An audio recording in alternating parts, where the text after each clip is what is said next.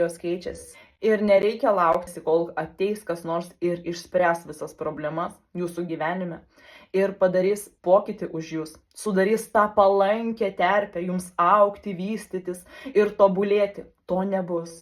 Naujas ciklas apjungs vandenio ir liūto energiją, kur yra mūsų proto žaidimas. Širdis ir vidus nori naujumo. Paleiskit iš visos širdies.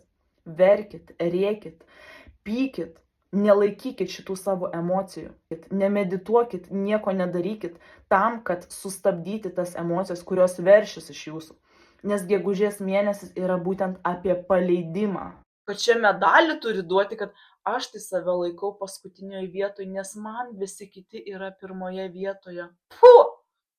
Močiutė mano pasakytų, tu turi būti savo pirmoje vietoje. Tu turi pasirūpinti savo vidumi, nes jeigu tau išorėje yra viskas šūdina, tai reiškia ne išorėje šūdina, o reiškia tavo viduje yra šūdina. Ir tu dar tiesiog neišmokai ir nežinai, kaip save pripildyti, kaip paleisti, kaip pripildyti.